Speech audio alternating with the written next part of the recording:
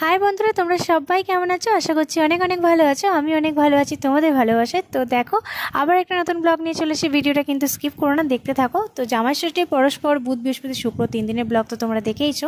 এটা হচ্ছে শনিবার দিনকে ব্লগ। 11টার সময়, বেলা 11টা আমি তখন স্টার্ট করলাম ভিডিওটা।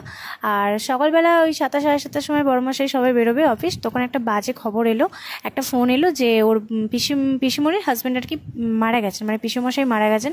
তো ওর 6টা পিসি, তো এটা মানে কত নম্বর পিসি আমার ঠিক গুলিয়ে যায়, জন্য বলতে পারছি না। তো যাই হোক, ওনাকে দেখতে গিয়েছিলাম, কিন্তু ওখানে গিয়ে ভিডিও কন্টিনিউ করিনি, কারণ অনেকে বলবে যে একজন মারা গেছেন, সেখানে এসে আবার ভিডিও করছে। তো বাড়ি ফিরেছিলাম 2:30-3টের সময় করে, অনেকটা বেলা হয়ে গেছিলো, খিদে পেয়েছিল। তো বাড়ি গিয়ে স্নান টান করে ফ্রেশ হয়ে ফার্স্টে খেতে বসে পড়েছিলাম। মা আর আমি বড়মশাই একসাথেই খেয়েছিলাম। তো মেনুতে ছিল হচ্ছে ভাত, ডাল, আলু ভাজা, আলু সেদ্ধ, ডিম ভাজা, চিংড়ি মাছের তরকারি, আবার এদিকে স্যালাড ছিল। তো দেখো, খেয়ে নিলাম। সকালবেলা আমরা একদমই ভাবতে পারিনি যে এরকম একটা বাজে খবর আসবে।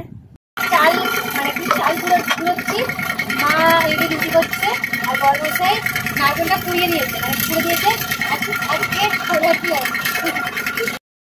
আমি এত হাসছিলাম, তার একটাই কারণ, বড়মশাইকে জোর জবরদস্তি ভিডিও করাচ্ছিলাম, আর বড়মশাইয়ের মুখটা দেখে না আমার ভীষণ হাসি পাচ্ছিল, আর কিছুই না।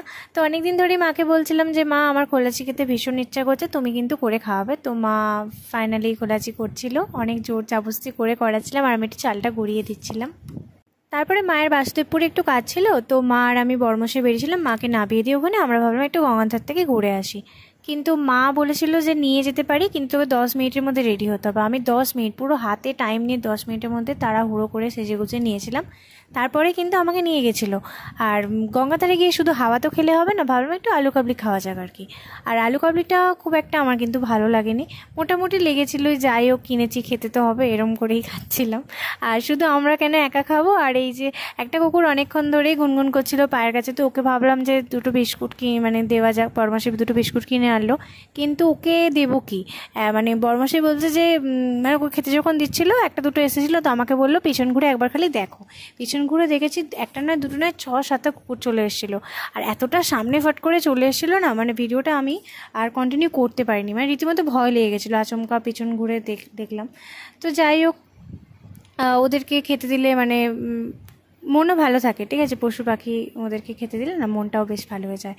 তো যাই হোক, আর বাড়ি ফেরার পথে আবার একটু বোঁদে কিনে নিলাম, কিনে নিয়ে আর এখানে বাড়িতে চলে এলাম। দেখো, আজকে মেনুতে রাত্রিবেলা ছিল হচ্ছে রুটি, পরোটা, আলু ভাজা, বোঁদে, আর আমার প্রিয় কলাচি। মার সাথে আম কেটেছিল। খাওয়া দাওয়া করে মা আর আমি বাপি রাত্রিবেলা একটু জল মানে ভরতে গিয়েছিলাম বোতলে, আর এই আমাদের মাঠের ধার থেকে। তো যাই হোক, ভিডিওটা এখানেই শেষ করছি। এভাবেই দিনটা কাটালাম। কেমন লাগলো ভিডিওটা লাইক কমেন্ট শেয়ার করে দিও, ভালো লাগলে কমেন্ট করে কিন্তু বলো, ঠিক আছে। সাবস্ক্রাইব অবশ্যই করো। তো নেক্সট ভিডিওতে দেখা হচ্ছে, তখন তোমরা সুস্থ থেকো, ভালো থেকো। আজকের মতো আসি, টাটা। আর হ্যাঁ, সাবস্ক্রাইব করতে কিন্তু ভুলো না, সাবস্ক্রাইবটা অবশ্যই করে দিও।